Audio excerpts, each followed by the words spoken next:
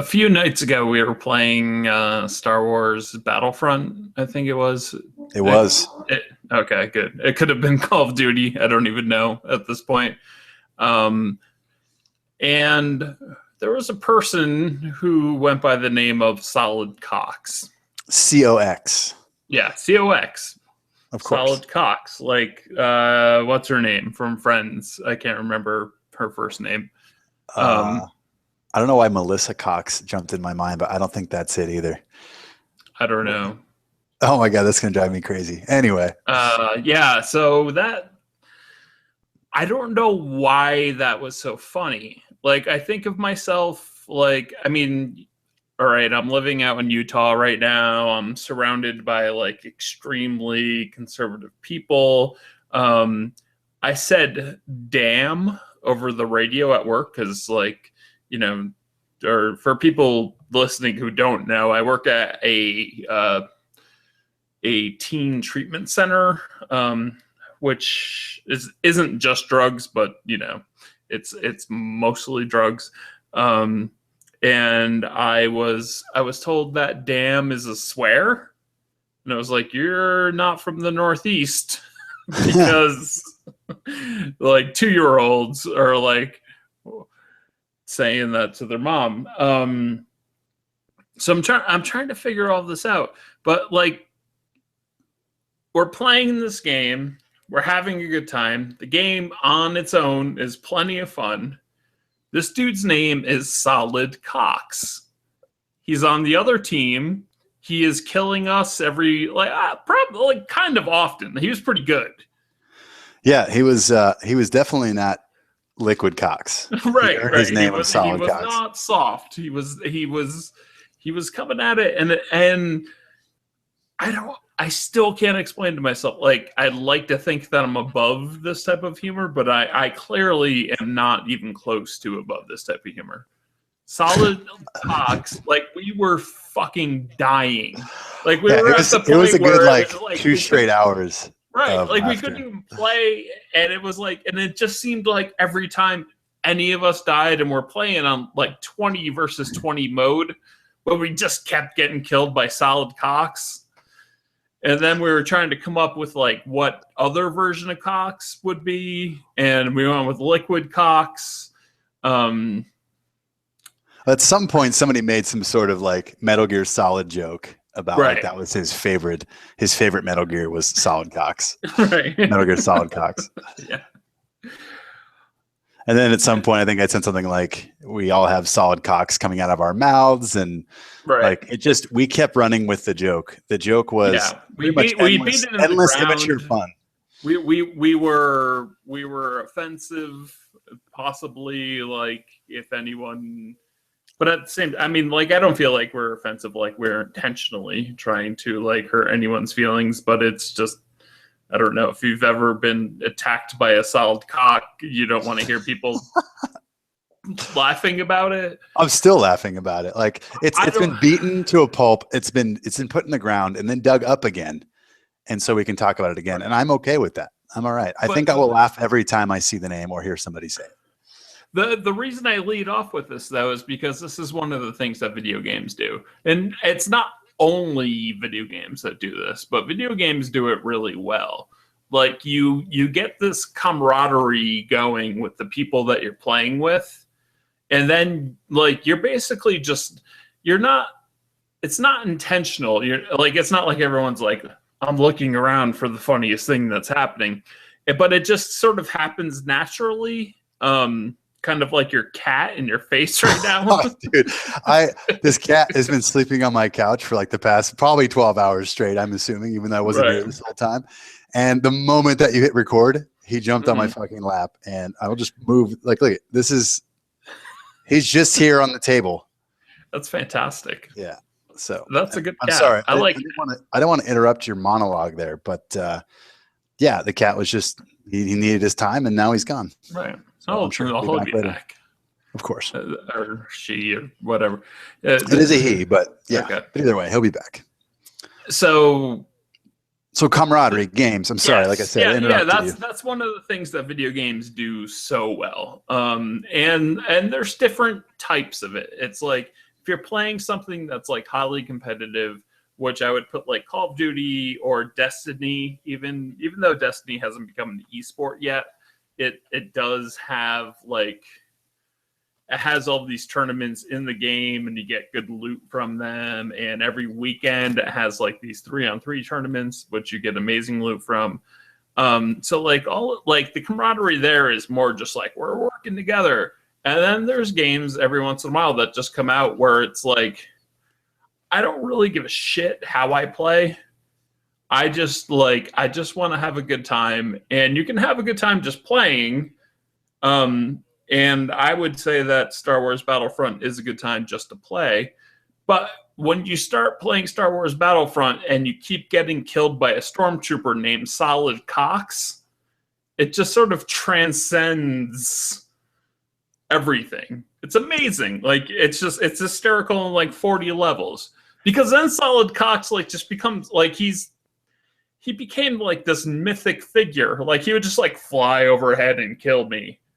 And I'm like, fucking Solid Cox again, just raining down on my head. At one point, we were more worried about Solid Cox than we were about Darth Vader or Luke Skywalker. Totally. Because that is how much he pretty much owned the group of people we were playing with. Yeah. He was, at that point, a Star Wars hero. Yeah. Solid Cox. Maybe he's going to be in episode 7, Pete. We don't even know yet. Right. He's the one who crashes. It could have been J.J. Abrams for all we know. I mean, maybe he's the one that crashes the Star Destroyer on Jakku. Like, we don't even know yet. We could have been rubbing shoulders in a video game with this superstar, Solid Cox, and we didn't even know. I sent that motherfucker a friend request, and like 48 hours later, he still hadn't accepted or denied. So I just deleted it because that's like my, you know, like I don't know if you ever saw the movie,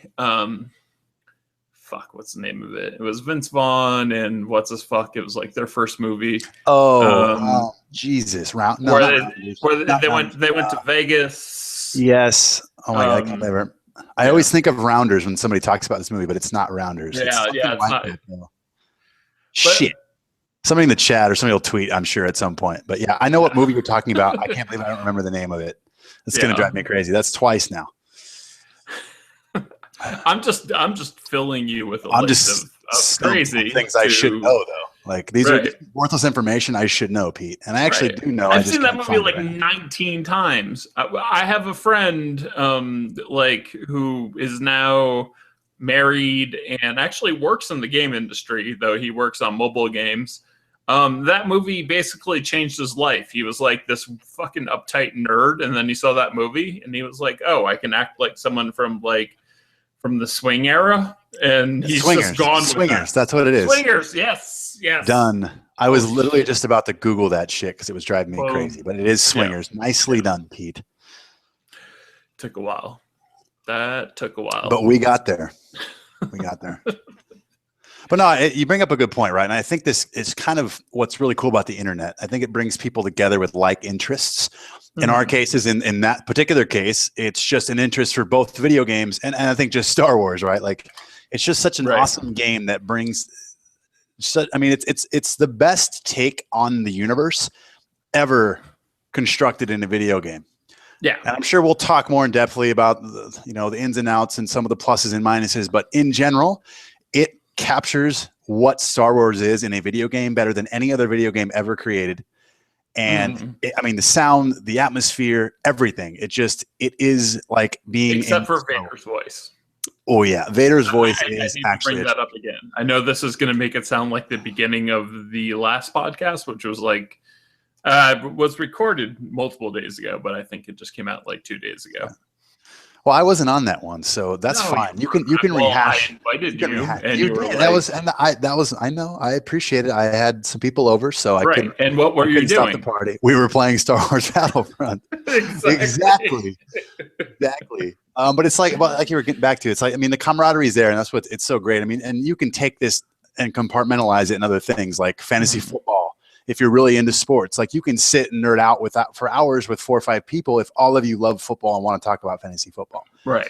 But those are the types of things, and there's going to be inside jokes. There's going to be little things that happen, and just like kind of going back to the solid cocks thing, like all of us in that game. Like if you try to explain that to somebody, like people listening right now are probably like, "Yeah, it's kind of funny, but not really." But no, yeah, when we were all it's an immature joke, very much so, like, very much. It like maybe is worth like half a giggle the first time, and then that's it. Yeah, but we rode solid cocks for like 4 hours. For sure. We rode it hard. Yeah. With no lube. You know, it was a big deal. It was a solid ride. That was amazing, Pete. That was nicely done on that. But it's like, you know, with Star Wars Battlefront, it has this it quality that is just fun to play.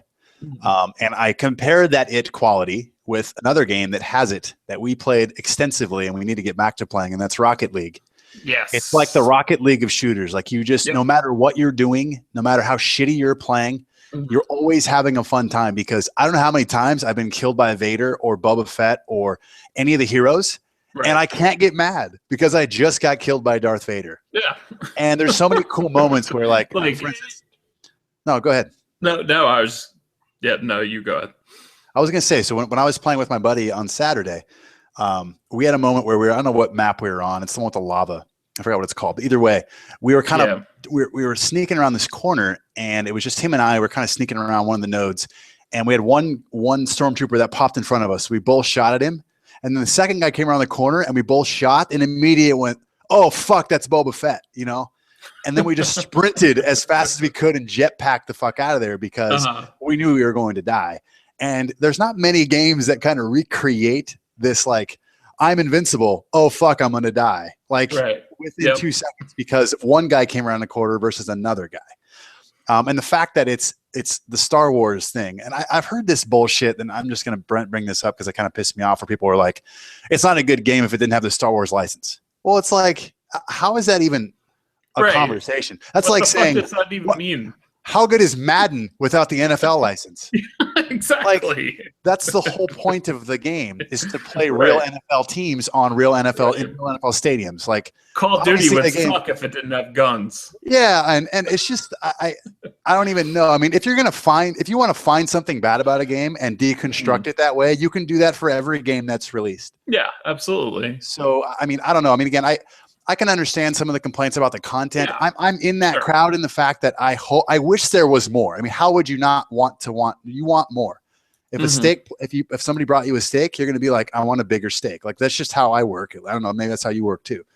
I'm going to want more, but that doesn't mean that steak on my plate isn't amazing. And that's how I feel. You trying to say I'm fat?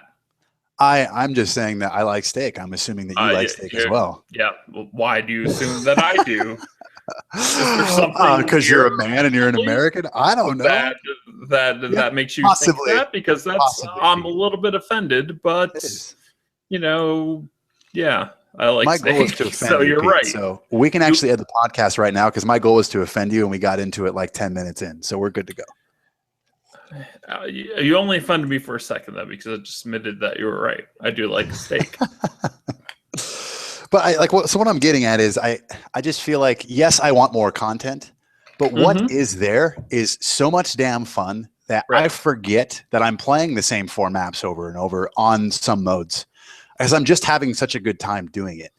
And one other thing I like saying too is there's a lot of good modes in that game. There's some sneaky good modes. Fighter Squadron is awesome. Like it's way better than the mode that's in Battlefield. I don't know what the name of it is, but the one where you fly. Yeah. It's infinitely better than that. There's always one game of going out of like like 70,000 people playing. They're like, that always cracked me up about that mode. It was like you can either get into that one game, like, or you got into the second game and there wasn't enough people to fill it up. And then when you got into it, you were fighting against like Maverick and Goose and Iceman and fucking Slider, and you were just getting annihilated. And it was like 2 and 14 before you even blinked an eye.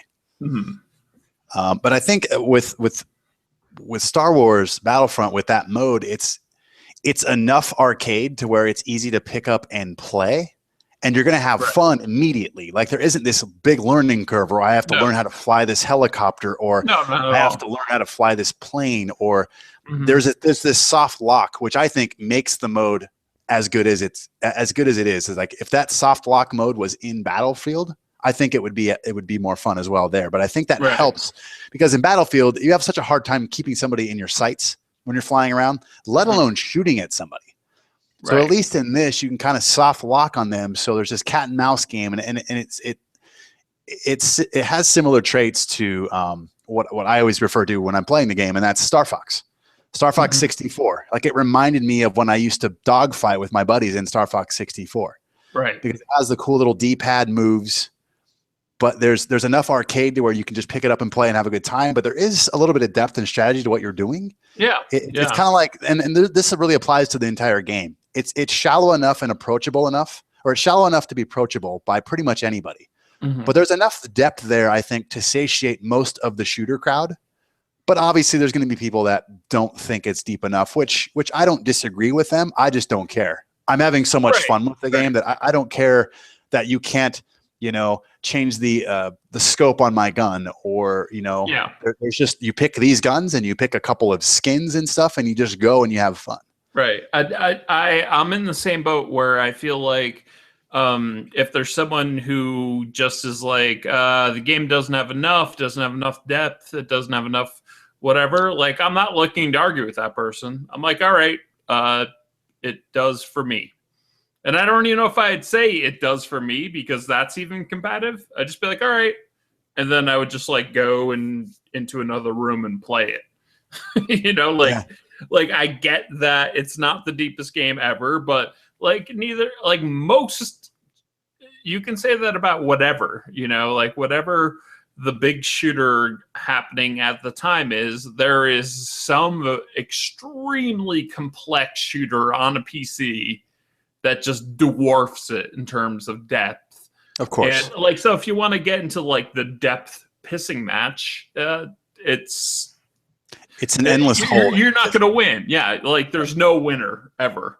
The second you're like, I found the game, a new one will hit like in early access on Steam. You'd be like, fuck. And this just goes back. I mean, I think again, I'm the parallel I keep drawing is to Rocket League, right? Like Rocket League isn't a terribly deep game either, but what it delivers is so much goddamn fun.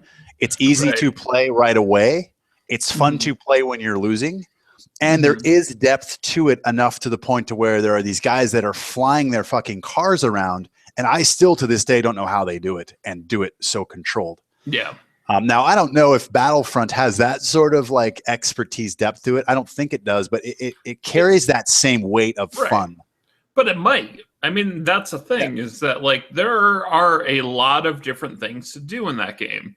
So to just say like all of them are simple, how the fuck would any of us know?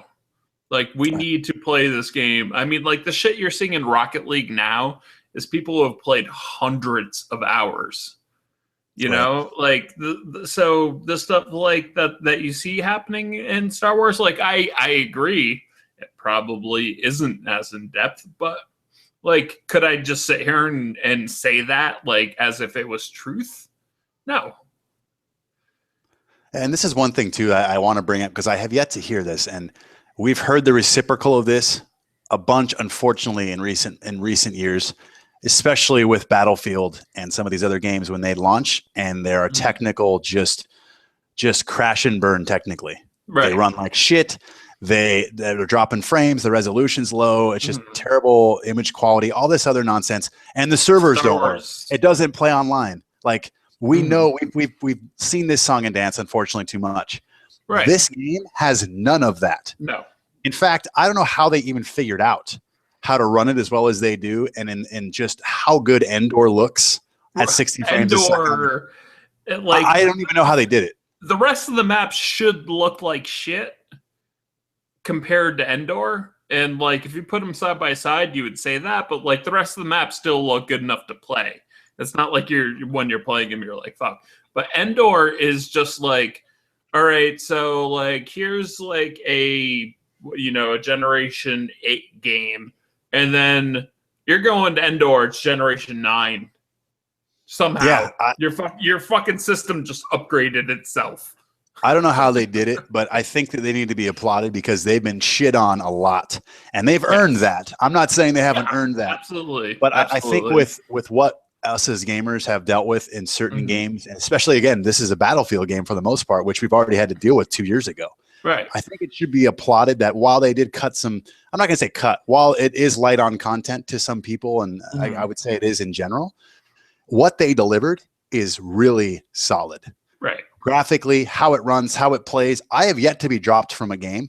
Yeah. I have seen maybe a smidgen of lag occasionally, a handful of times. And I've played 25 to 30 hours of the game so far because I've probably played way more of it than I expected to at this point. But I have seen a few people kind of bounce around on my screen, and that's it. Yeah. I have not got disconnected. I have not had trouble finding matches, which obviously wasn't really a concern. But, you know, with Battlefield, we weren't even connecting to games.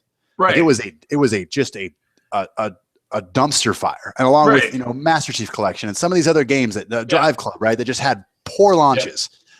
And so I think that this has to be applauded because, and unfortunately, I haven't really seen this anywhere. I haven't seen anybody be like, I mean, I've seen the graphical talk, and I agree with that. Like graphically, it's amazing. I don't know how, like El Toro said it's wizardry, and I agree. It's like witchcraft. I don't know how they it's on the PS4. It's stupid.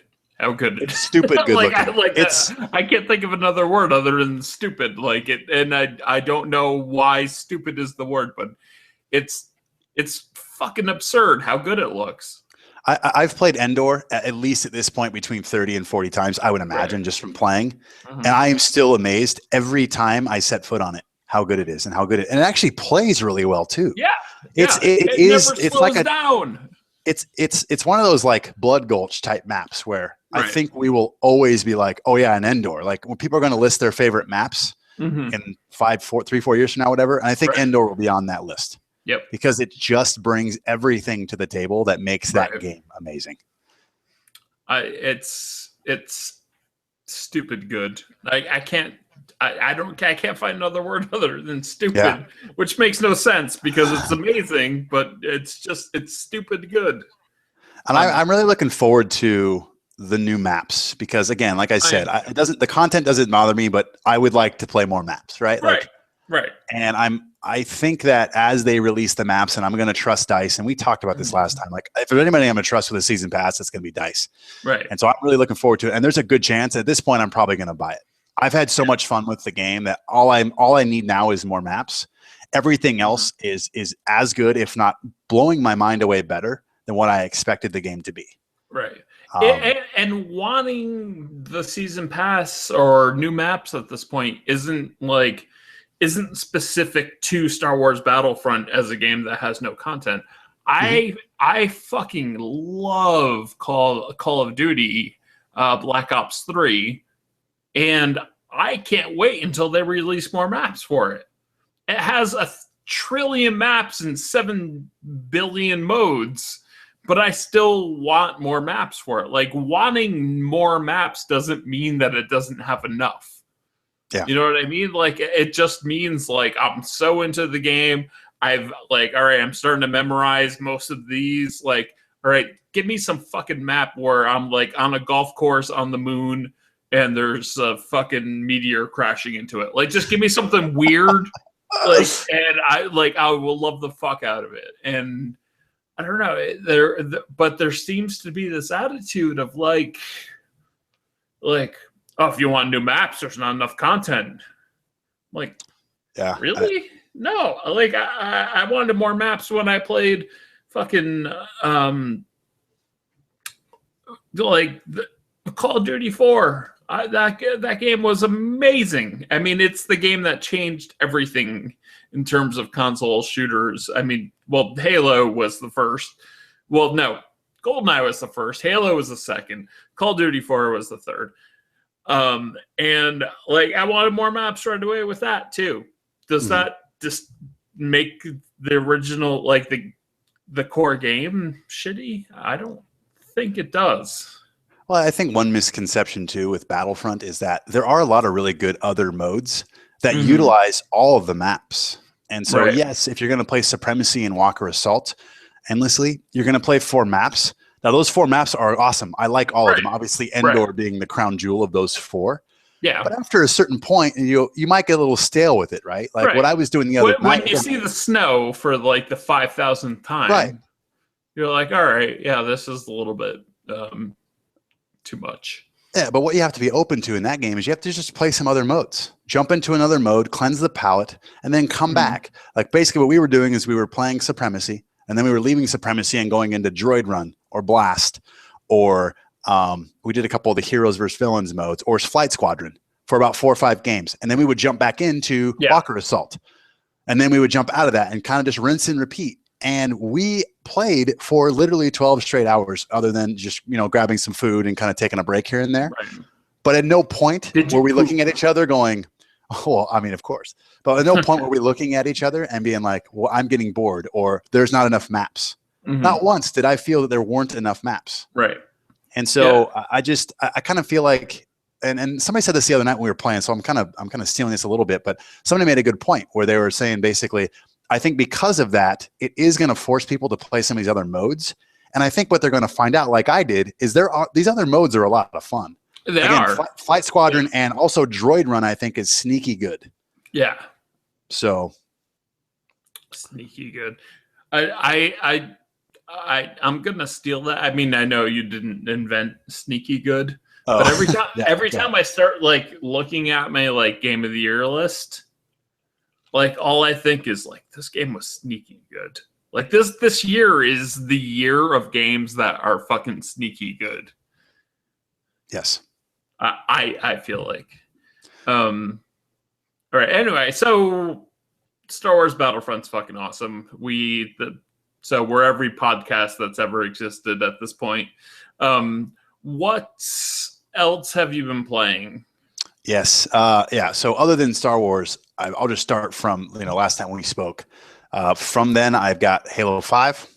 I got Black Ops. Yeah, you have a whole shitload of. Yeah, I got Halo 5. I got Black Ops 3. I got Tomb Raider 2, Fallout 4, and of course Star Wars.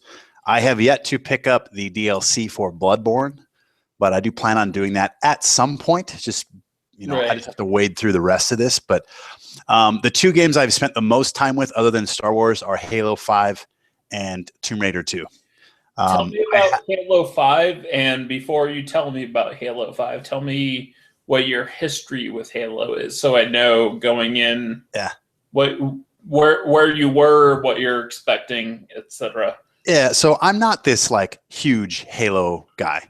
I like Halo. I think I actually like it more than I think I do. For instance, and the cat's back. But for instance, like when I honestly thought you had some sort of special effect of a cloud because it's white. I thought you were just like, boop. I'm like riding a cloud like the Spike guy in Mario Brothers. Right. Throws those little red turtles. Yeah. I don't know what his name is. I should maybe. You're like, what I'm saying is really important now. I have to throw the fucking cloud graphic in. That's awesome. So like my history with Halo is I obviously I've played all of them. My favorite of all of them was Halo Reach. I really liked Halo 4. I was not. I was more of a Halo 4 fan than most people. Right. See, look at you. Hey, you want to hear this, don't you? I'm listening. This is for the people who are listening to the podcast and not watching, because actually, as far as I know, there's 0 viewers. That's fine. So, this is my take on it. See the faces I'm making at you. So, Halo 1, obviously, lots of LAN parties. It's classic. I mean, everybody loved Halo 1. Halo 2 was awesome because it brought Live back and basically launched what Xbox Live is today, and it was a ton of fun. I love Halo 2 as well. Halo 3, I was okay with. It was obviously a big deal because it was the biggest selling one, but it was the first on 360. I just didn't like the fact that you didn't have fall damage. There were some things that they took out and they added. I just didn't like how it played. So when they made Reach and ODST for a certain extent, I liked the return back to health packs. And if I fell a certain time, like a certain distance, I would get hurt. It was much more human. I wasn't jumping like 20 feet in the air as Master Chief. So that's why I appreciated Halo Reach more. I'm with you. But I liked Halo 4, whereas other people didn't. Now, I don't think Halo 4 was great by any means, but I actually appreciated the fact that they took some risks and brought it into more of a modern shooter. Right. That's what I appreciated about it. Now, that's why I like Halo 5, because they kind of built off of that. Okay. Right. So I like the fact that you can sprint all the time. Like, I'm one that likes that. Other people don't. I don't know about the ADS stuff. I'm glad they went with kind of the medium stuff here with Halo 5, where some of it's ADS, only ones that are scoped. Other ones are just kind of like a soft like zoom almost. Right. You can shoot. I mean, there's always been scope, so that's not new. Oh, right. But some people were bitching that they brought ADS back. They were trying to make it like Call of Duty with Halo 4. Right. Right. So I like the fact that they have backed off of that a bit with Halo 5. In terms of they have like, you can still shoot from the hip just fine, but you can zoom in as well if you want. But a lot of the zooming is actually just more of like a soft visor zoom than it is like a down the scope zoom, right, unless you're using a scoped weapon like a sniper or something like that. Is it like Star Wars Battlefront, where you can zoom in? It doesn't necessarily tighten up the spread of the bullets. It just lets you look further. Or does it actually correct the bullets? It does, from what I know. And again, I'm by no means this like Halo 5 guy who's breaking down like in their forum what each weapon does, etc., the spread of the bullets and shit. From what I can tell, it does not affect like the accuracy. It just allows you to see a bit better. Look forward. Now, there are certain weapons, obviously, that do. Right. Like if you're looking with scopes. Well, right. So if you're scoping a sniper rifle, you can still be precise from the hip, but obviously you're going to be more precise if you zoom in, right? Right. But I don't think technically I don't think they give you better stats, for instance. Like, I don't think your accuracy goes up because you zoom in. I just think it's more of like you just have a better view of your target, so you feel like you aim better. Right. But I don't think technically that the weapons actually get better. You just explained that as I fixed my hair and you watched it. I did. Your hair looks good, by the way. No, it doesn't.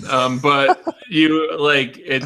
I just wanted to point that out because like you were able to keep a straight face as I was like, let's get this shit fixed. I'm a gamer, man. You know, I'm in podcast mode here. Right. Just trying to be professional. A big league, you. Yeah, professional. That's exactly what this podcast is. It's 100% professional. It's not like we fucking just go off on tangents. It's not like we do anything fucking weird. There's no swearing. Like, we don't make stupid dick jokes. We never talk about solid cocks. That's like number one on the list. Solid cock kind of scares me. Not in like homophobic. Like, more like, if I had a solid cock, I'd be like, why is this happening right now? I'm talking about video games. It's true. But we're talking about awesome video games, so you never know, right? You just never know, Pete. I don't know. It's been a long time since a video game gave me a boner. Oh, don't lie. We played Rocket League before. You know you had one. So anyways, does this cover the Halo history? What else do you want to know? Like, again, I'm not this like giant Halo fanboy. I like the game. I understand the history. I understand what it's at. I played all the games. Right. But again, I'm not like the one that's freaking out in the forums because I have to aim down the sights or I'm sprinting now. You know what I mean? So what I understand of this is not necessarily fucking smart or scientific or anything. I've been working a fucking ton, but it seems like the vast majority of people, like, they're like, this is another Halo game. It's fun. I'm having a good time with it, but it's not like what earlier Halo games were, that just like they were like phenomenons, which at the same time is the same. Like, that's true of almost everything. Like, I really love Call of Duty Black Ops 3, and it's definitely better than the last couple or maybe several, but it's not like it's just gonna bring like a fucking masses of people in. Same thing with Assassin's Creed right now. I mean, this new one sounds better. It's not going to bring a fucking ton of people in. Like, what do you think Halo 5 is doing in terms of like getting people interested in the machine, buying the game, etc.? Well, there's one thing that I'll say is like, look, nostalgic glasses are always going to be rosy, right? Right. Anytime you look back at anything, it's always going to seem better than it actually was. Mm-hmm. And the other part too is like Halo just isn't Halo anymore to what we know, and that's not a knock on the game. Right. It's just that like it's a different landscape. I mean, how many other shooters are there out there that at the time it was just Halo, right? Like Halo was what you played. And then Call of Duty came, and Call of Duty was what you played. Now, there's 4 or 5 games that you can play, and it's going to be rare. And I'm not going to say it may never happen, but it's going to be rare when we see a game all of a sudden take off like that. It's your GTA 5s and your, it's the games that like appeal to everyone. I feel like that's a bold prediction, but I agree with you. Like, because there has been the number one shooter that has been number one by a large margin for a long fucking time. Like, go back to like the beginning of the genre with like Wolfenstein and Doom. Go to the Quake games, then Unreal Tournament, and then go from there. Or on consoles, GoldenEye. Like, there was always the one that was just so much better. Yeah. I'm with you. Like, I feel like Titanfall was supposed to be this gen. And then Destiny was supposed to be this gen. And if I was going to rate the shooters of this generation, I'd have Titanfall number 1, and I would have Destiny number 2. But number 3 and 4 would be N5. It would be Star Wars. It would be Battlefield 4, and it would be Call of Duty. They're not far behind. They're all in the conversation. There's not a big enough gap, and there's not a big gap. I should say, big enough is the wrong word there. There's not a big gap between them, and I think it's because people have different tastes, right? You play Destiny for one reason, and somebody may play Destiny for a different reason. Right.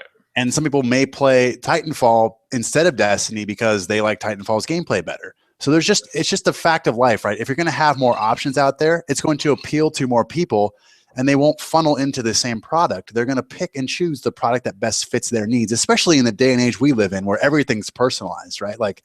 People expect there to be options. Back in the day, we were just happy to have a shooter that worked, that I could play with my friends.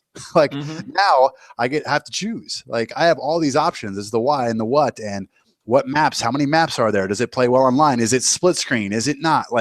There's all these things all these bullet points that some people have that other people won't have. Right. Now to kind of bring this full circle back around to Halo, I see this as 2 different things. So first off, I like Halo 5. I like it. I've had a really good time with the campaign. I'm not quite done with it. I'm a few missions from finishing the campaign. Gameplay-wise, I've enjoyed the campaign.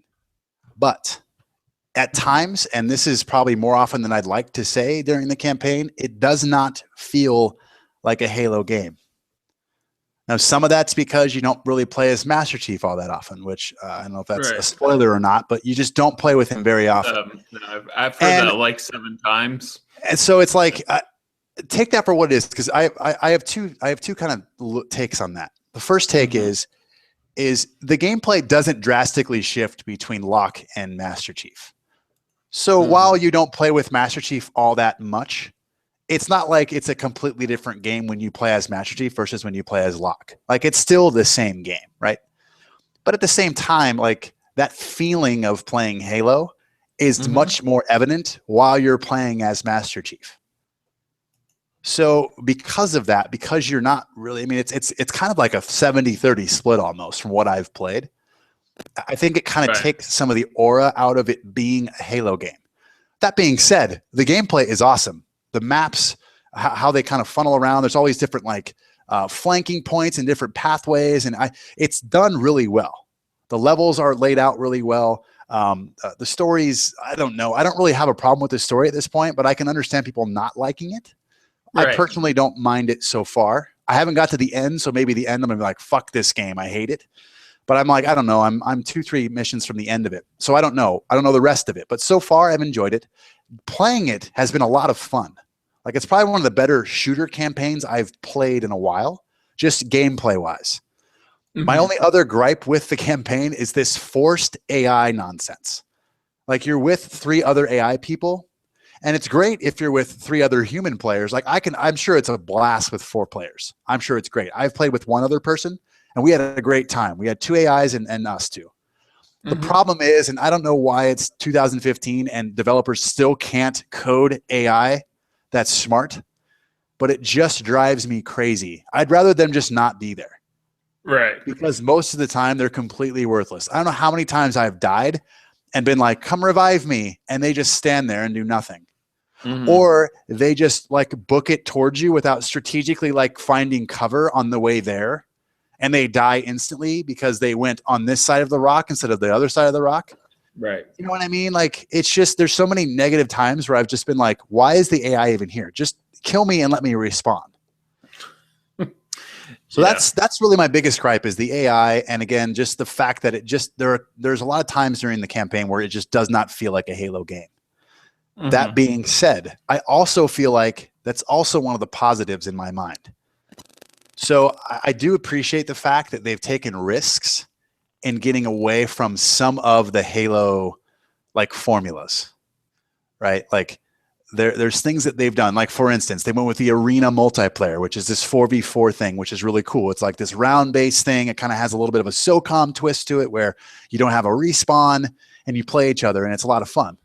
Then they have this giant war zone mode where it's almost like a battlefield type thing where it's 12v12 and there's AI guys, and it's like this meta game that's happening, and it's very not Halo. So I appreciate the fact that they're taking risks. They don't necessarily have to take. Mm-hmm. Some of them hit, some of them don't. But I do like the fact that they are taking some risks and being more evolutionary than, say, just like putting a new coat of paint on things. Now, whether you agree with that or not, that's up to you to kind of either like it or not.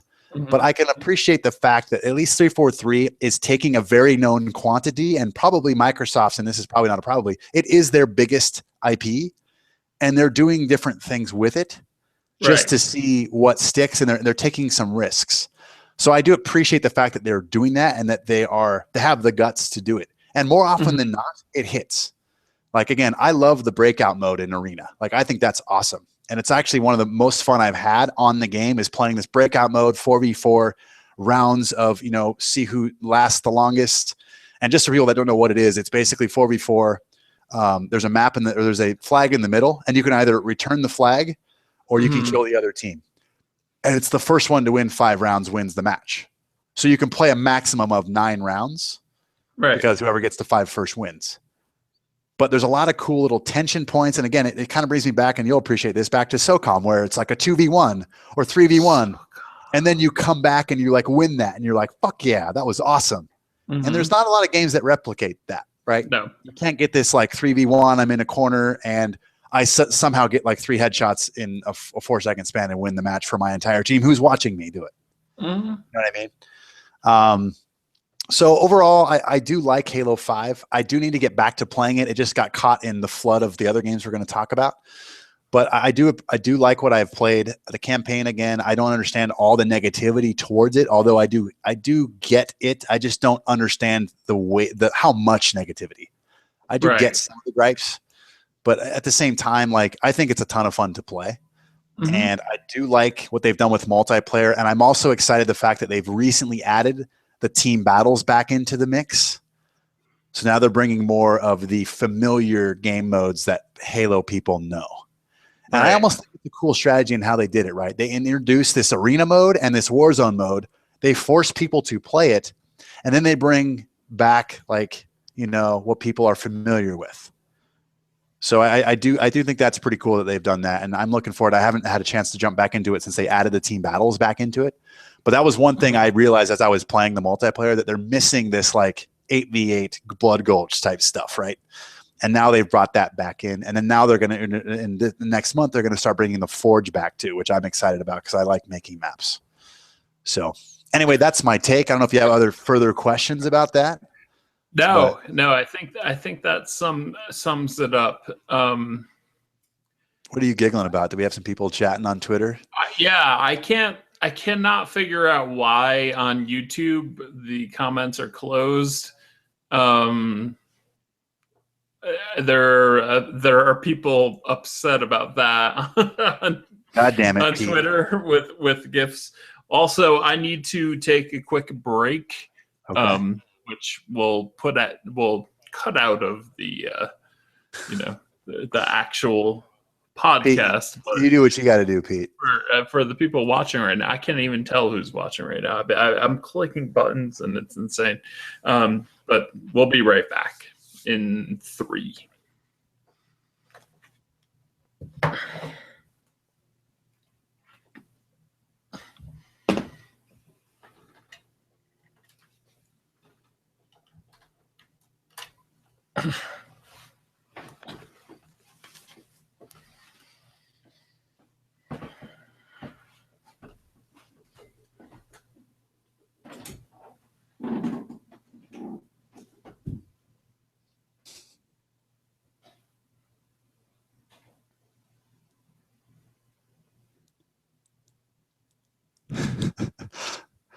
I'm just reading through. I'm sure I'm still live here, but I'm just taking a look here at the tweets from Aussie and El Toro. These are amazing. Keep them coming, guys. If you can hear me, which I'm assuming you can.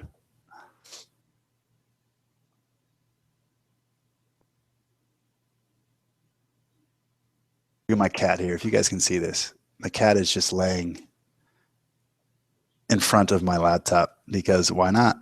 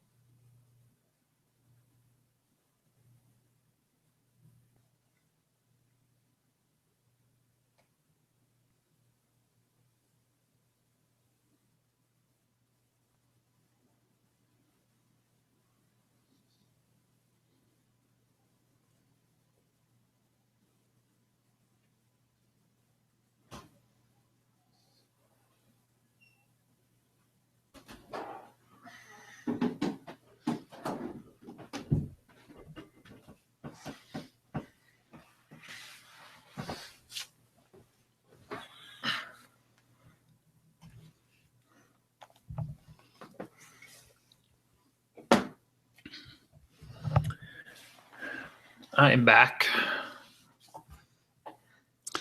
Hey, did you have this thing live while this was going on? It said it was live, so. Yeah, it's live. Oh, okay. I just can't figure out how to make it so they can comment on it. What's the link to the page anyway? I don't even. It was in the thing you retweeted. Oh, it was. Yeah. El Toro just blamed us for going 0-21, but you had fun, didn't you? Was Solid Cox in that game, El Toro? Is that why you went 0-21? I end up with really fucking awful statistics when playing Battlefront, and I don't mind it. I end up with really awful stats when playing Call of Duty, and it pisses me off. Like that's a difference, like between the games, and I don't know what it is. You make a good point, right? Like I know you love Blops 3, and I haven't played enough to even have a comment on whether I like it or not. So far, it's good. I do enjoy what I've played of it. But right. This also happens in Battlefield 4, where I have these moments where I literally just want to snap the disc and just like, I don't know, just never play the game again. And I've never felt that way while playing Battlefront. No matter how poorly I play, it's pretty rare when I even get frustrated. And even more so, I've yet to have this point where I'm just like, I'm done with this game. And I'm just like, I shut it off and I like rage out of the room. And then obviously it's not that big of a deal because it's a video game, but you see what I'm saying? Like that happens in Blops 3. Like I'd have 2 games in a row where I'm having a good time in Blops 3. And then the third game, I would just be fist fucked by all of these goddamn kill streak kills. Mm-hmm. And I'm just like, this is why I don't play Call of Duty, because I die 12 times in a row and I never see anybody. I'm killed by the helicopter and these little black rolling ball things. And I don't even know what they are, but I get constantly killed by those things. What are those black, like rolling thunder balls? They're not rolling balls. Are they solid cocks? Is that what those things are? Because they have nothing to do with cocks. They are they're drones that drive along the ground. Oh God, those things. There was one game where I literally spawned and died. It was 5 straight times before I took a step. I spawned and I got ran over by one of those black drones. And I remember this sounds racial, if I'm being honest. Well, it's a black drone. Like what color? No, I feel like you are. It sticks out to you because they're black. I have a white cat. Is that what are you trying to imply that I'm racist? No, your white cat's walked by your screen 14 times, hasn't freaked you out once. Black drone comes and you're like you're ready to denounce this fucking game. Fair enough. All I'm saying is you're racist. I don't know what the issue with that is. Okay, I mean, you're from like you live in Arizona, so. All right. Yes, I used to do this to Rich Grisham, and now he rarely podcasts with me. I'm being facetious, of course. Facetious. Because I'm drinking. But yeah, again, going back to that, like it's just I've yet to feel that way in Battlefront. Like even when I get killed and I die 5 straight times, like I feel like I got killed by Darth Vader, so that was kind of cool. Or I got stepped on by an AT-AT, that was pretty cool. Or you know what I mean? Like there's all these cool ways to die as well, and maybe that's just in my mind. And at the end of the day, I shouldn't be feeling that way, but I just do. I don't know what it is. It just has this quality.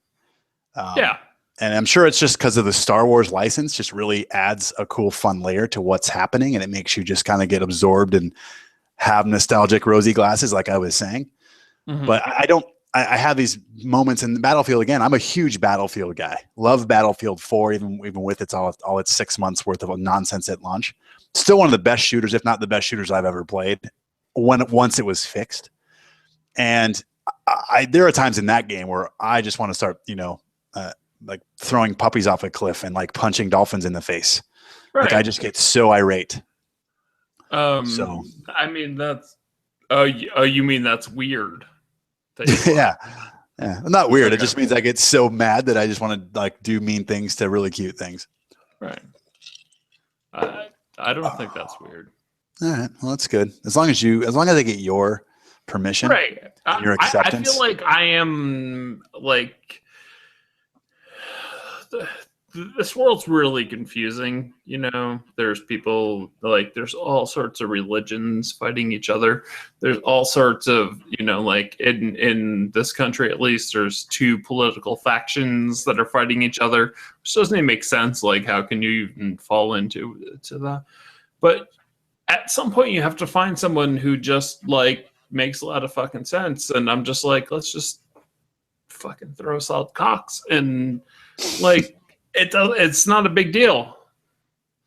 It's not a big deal. Everything can be cured with solid cocks, Pete. Right. You know what? There's a couple things that can be cured with liquid cocks. I'm not afraid to say that. As a supporter of solid cocks, this is bad politics. I support solid cocks. Liquid cocks, they do some good things also. I like that. That should be your slogan. You should write that underneath your name, I think. I gave up on writing. By the way, your face is in like half the camera, so I don't know if you care or not. I can't even see the camera right now, but I don't even think anyone's watching, so who gives a fuck? It's fine. So we talked about Halo 5. I mean, do you have some other questions for me? Is that pretty much the spiel you wanted to hear? Yeah, that's what I wanted to hear. Are you a big Halo fan? Like what? I loved Halo 1, 2, and 3. Once it started going off into weird letters, I didn't dig it. Once it went to another developer, I was lost. So, like, but I'm still curious because it's a big franchise. Like, I don't want to dismiss that. Halo's still a huge franchise. I just am not as into it as I used to be. Right. And I don't think you're alone. And I think the sales will also speak to that. Yeah, it sounds but like I don't think it's a bad game. I don't think it's a bad it might be. I mean, some may argue it's a bad Halo game. I personally don't. Right. I've really liked it, as I've already, went over the past 10, 15 minutes prior to your bathroom break. But I also can understand why people would really, really dislike it. I get that. It just doesn't resonate with me. I've enjoyed it. So. All right, so you are also playing Tomb Raider. Yes. The second or Return of Rise of the Tomb Raider. Rise of the Tomb Raider. I think it is, right? Or is it Return of the Tomb Raider? I think it's Rise of the Tomb Raider, isn't it? It's one of the like wannabe Batman names. No, I think it's Rise of the Tomb Raider. Return of the Jedi.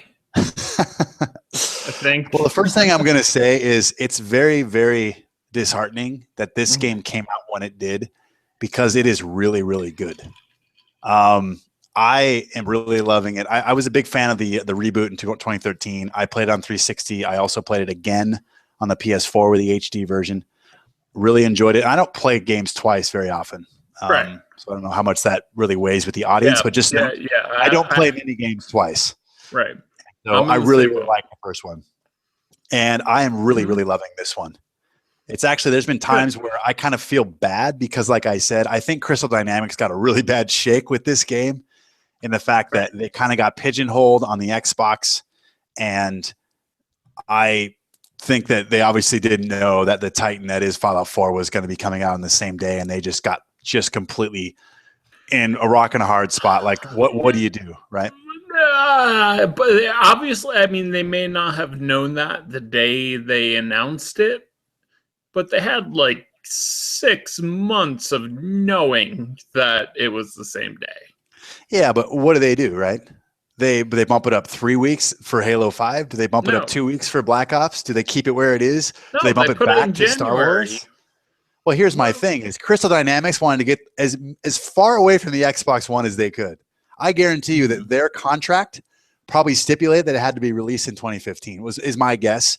And they wanted to get that thing out. And the other part of the contract, and obviously I don't know this, but I'm assuming the other part was it had to be a 12-month delay is my assumption. He knows this. So my guess is that Crystal Dynamics was like, get us the fuck out of here. We need to get this thing on as many consoles as we can. Let's just get this thing out and let's go. There's really no right answer. They probably couldn't bump it up far enough because of their dev cycle. And they couldn't bump it far enough back because they're going to miss the holidays. And they probably only had 4 or 5 weeks to play with anyway. Right. So they probably threw up their hands and went, okay, let's just release it. And they did. And they got completely washed away.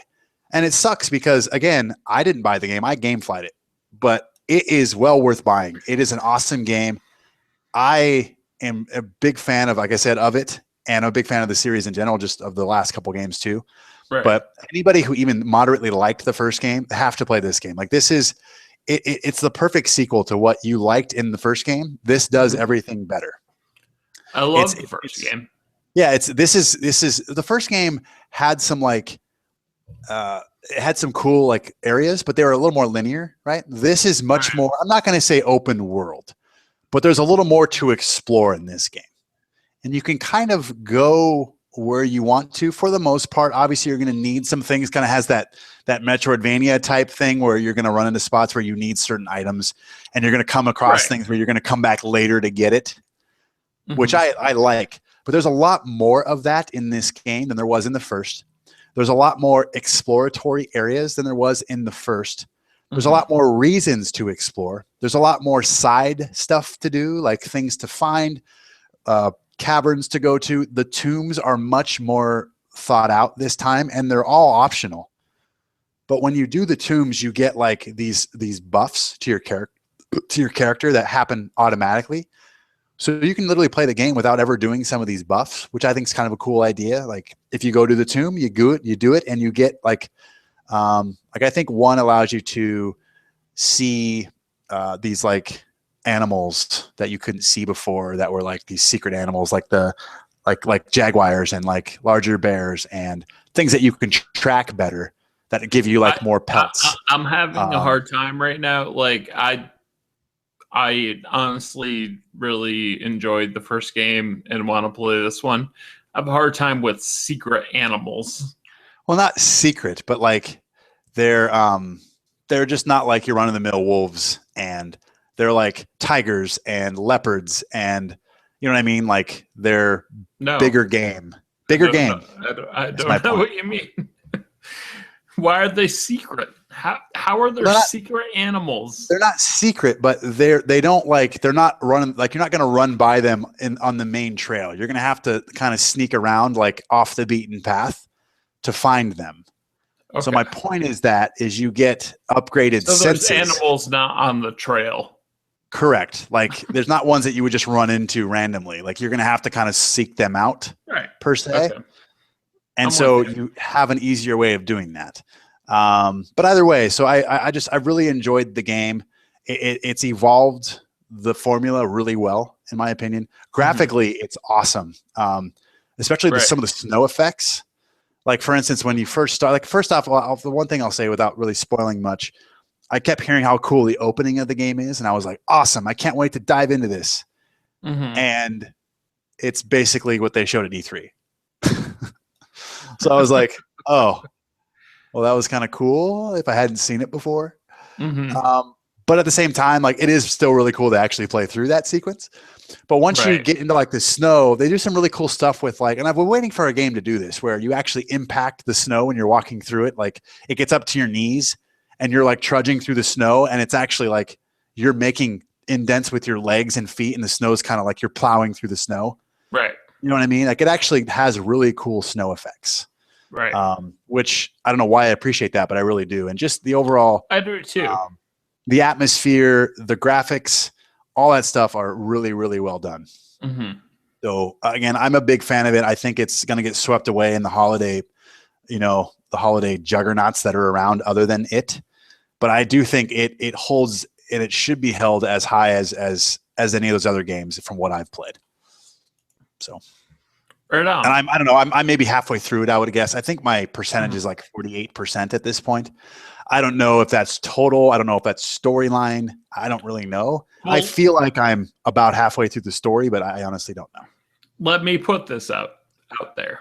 El Toro and I, El Toro as he's known on Gaff, and I were looking for a third person for Call of Duty. And you just straight up responded, no thanks, I'm playing Tomb Raider tonight. That's correct. So, I mean, you obviously feel strongly about enjoying the game. I do. And I'm looking forward to, and honestly, it's refreshing to just play. Like I have so many games right now that are like single player. I'm one of those people that I have to run in a straight line. Like Tomb Raider, play like Fallout, and then go back to Tomb Raider. Like, right. I could, but I would rather not. Like I want to play it the way it's intended to be played, the way the developer wants you to do it and like absorb it.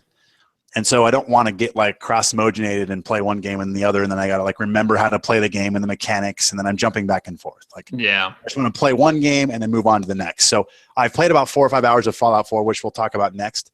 But I'm trying to like we're going to talk about Call of Duty next. Well, that's fine.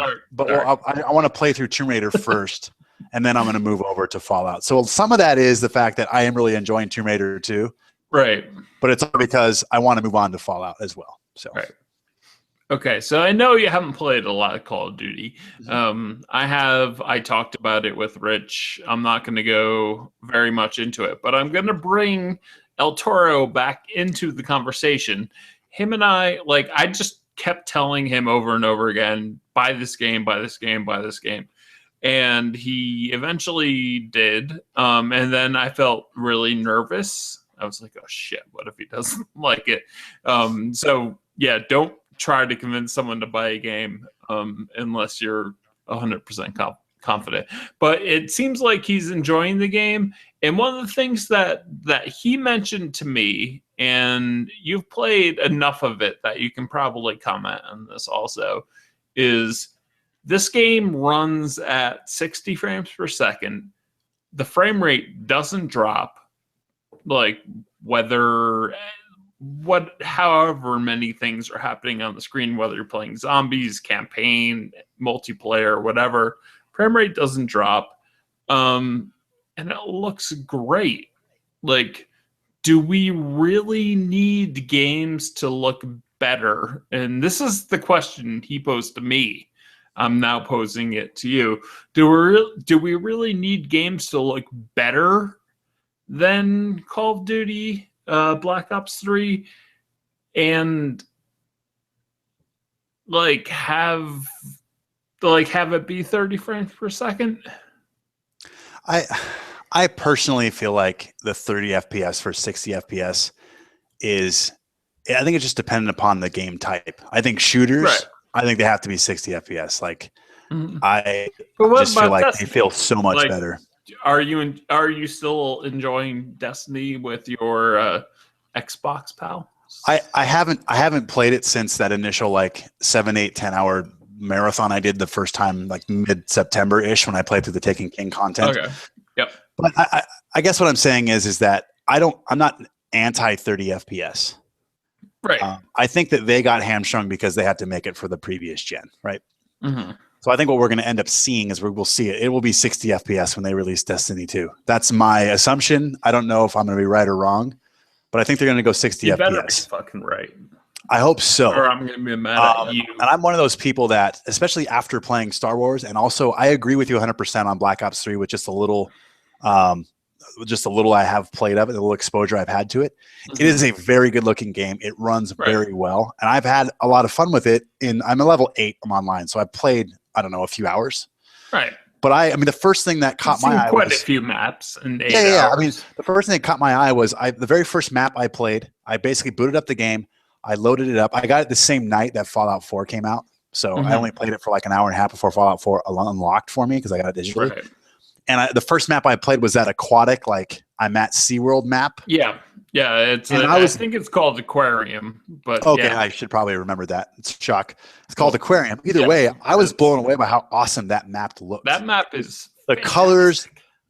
It looked really good. I liked how the art style was and everything. It just really popped to me. And I remember playing through it going, wow, this looks really good. I've played that map 1,000 times now, or not really, but I can speak to how it works, when you know it. There's so many different things you can do. There's so many wall run areas. You can get in the water. And if you go slow enough in the water, you can have your gun out and you can see above the water. So if someone's trying to do some shit above you, you can shoot out. That map is fucking brilliant. Yes. But to kind of tie this back to what the conversation with El Toro is, I hope at some point we get to this standard of I think shooting for 60 FPS is more important than shooting for 1080p. Yeah.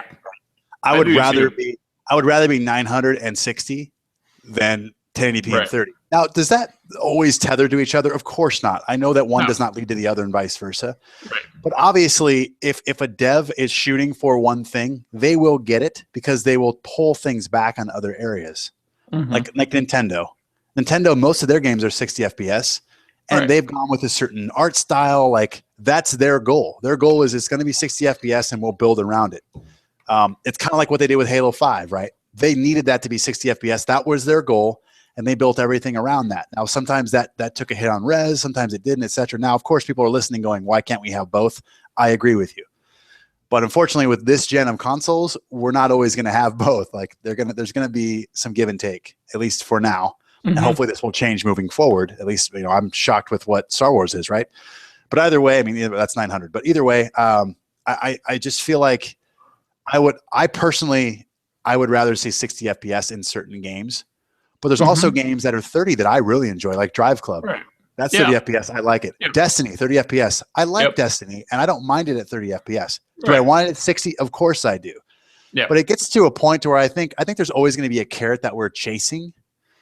But I do think that we're going to get there soon, where it's like there's going to be negligible differences between like how good it looks versus some of what we're going to have to lose to get to the next staircase of what that's going to be. And especially when we get to 4K, right? Like we get to 4K, who knows what the fuck we're going to have to need to push that shit. Right. Hardware wise. Before the 4K talk, can I repeat what El Toro just tweeted back as he's listening to this, that said what you did, but better? And I don't mean that in a mean way. He says fine. He says what I'm trying to say, but better also. He says, I'm also fine with 30 frames per second. Or I'm also fine with good enough visuals. The only thing I want is technical polish. If a game is polished, I'm absolutely fine with simple graphics at 30 or 60. And I think that explains Call of Duty at 60. It's polished. It's fantastic. Drive Club at 30 is amazing looking. It's polished and it's perfect. And Destiny, I think, would put in that too. Destiny is a very, very polished game at 30 FPS. Yeah. So do I want Drive Club and Destiny at 60? Sure. Am I gonna not play them because they aren't? No.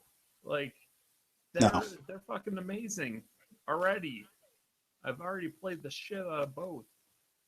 And I think at the end of the day, like I want to be able to trust the devs. Like I just assume that they have a vision, and they sit down in a meeting 5 years ago and they decide what they're going to do with most games, and it takes them a couple years to plan it all and do all that, and then they just hunker down and they develop the goddamn thing for 2-3 years and test it, etc.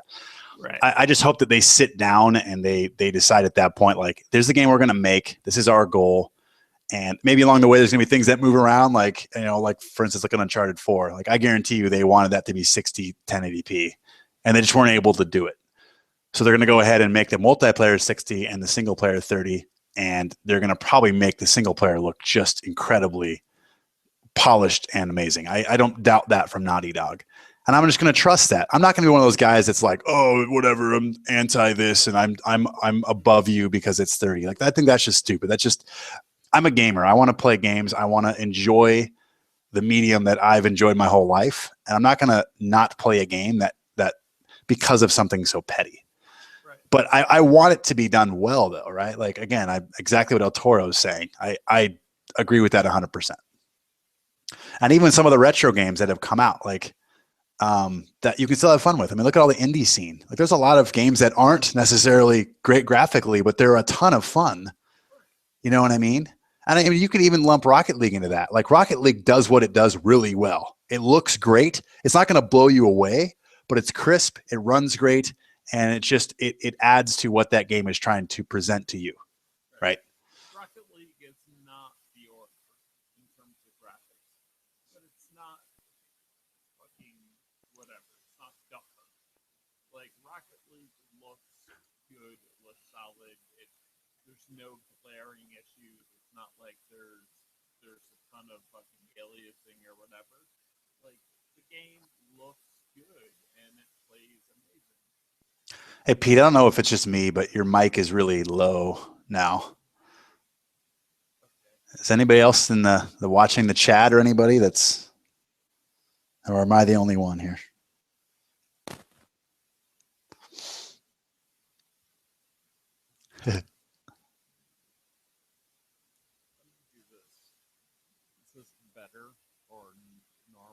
That seems better. I mean, I know it should be better because I'm closer. Does this sound normal? Yeah, it sounds fine.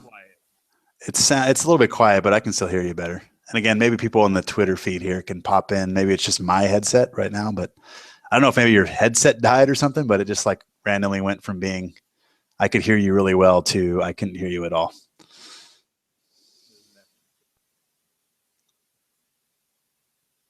Yeah, El Toro just said Pete's mic just failed and is very low.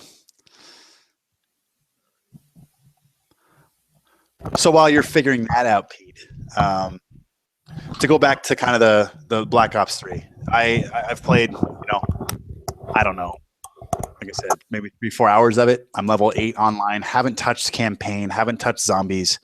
I want to, I just haven't got around to doing it. It's on my list of to do. So, but have you, so for Black Ops 3, you've played much more than I have. Have you played any of like the single player or anything like that? Because I haven't touched any of that yet. Pete, can you hear me?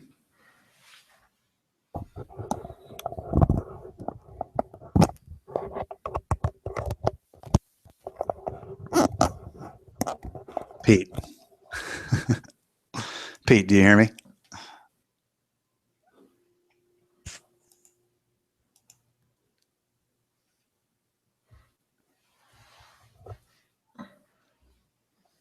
Can you guys hear me and not Pete, or can you hear neither of us?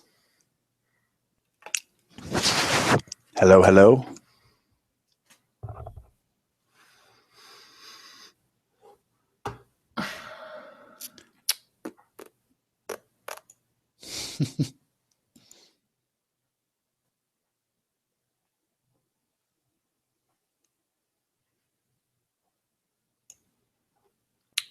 Pete Dodd. Hello.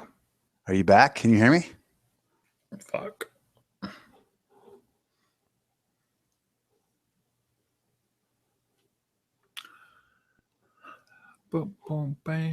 Pete Dodd, can you hear me?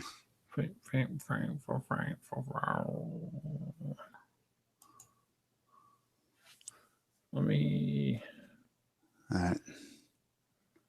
unplug and replug.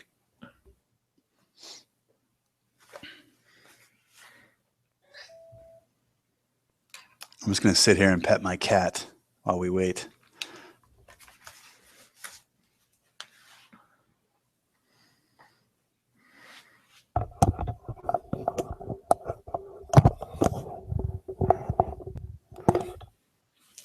And talk about solid cocks, of course. All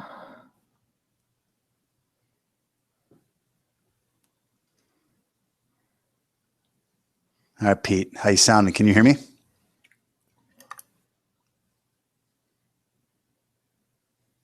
Pete seems very confused right now.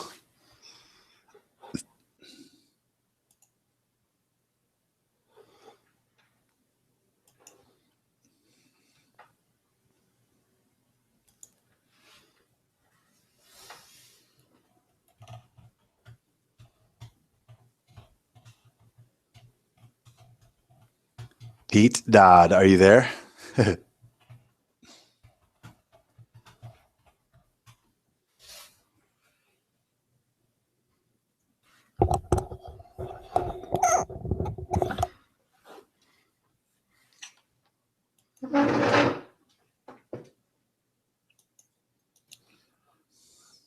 Wait.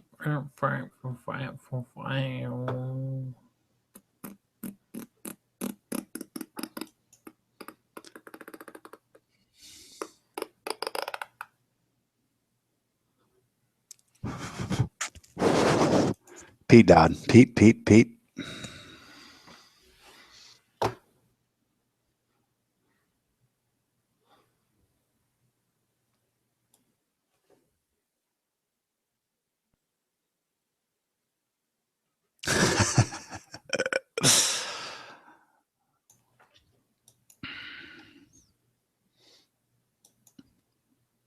Pete Dodd, are you back? Can I hear you? Can you hear me? I'm having a lot of fun just reading the Twitter chatter, though. This has been good. Pete, you got me?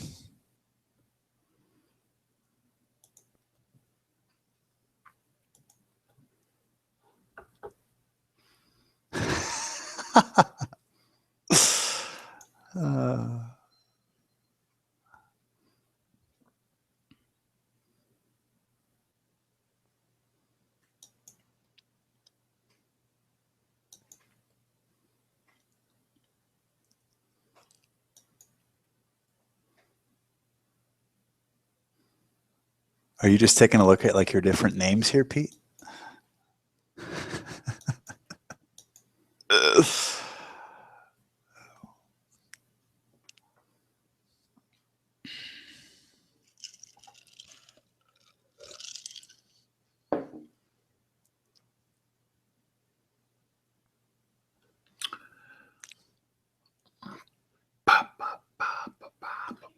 I can hear you, Pete, right now. Can you hear me? I'm guessing he can't. Let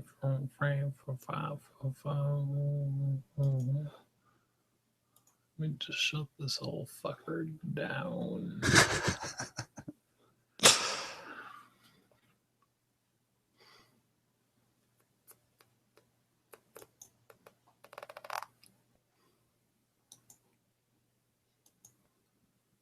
Boy, this party really died.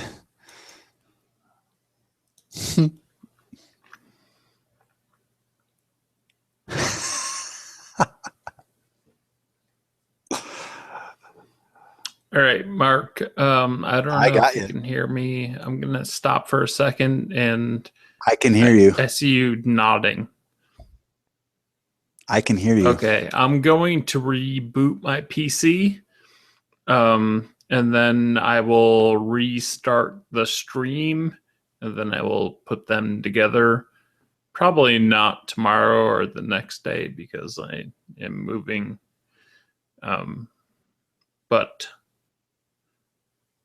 I have no idea why I can't hear anything, so I will be right back.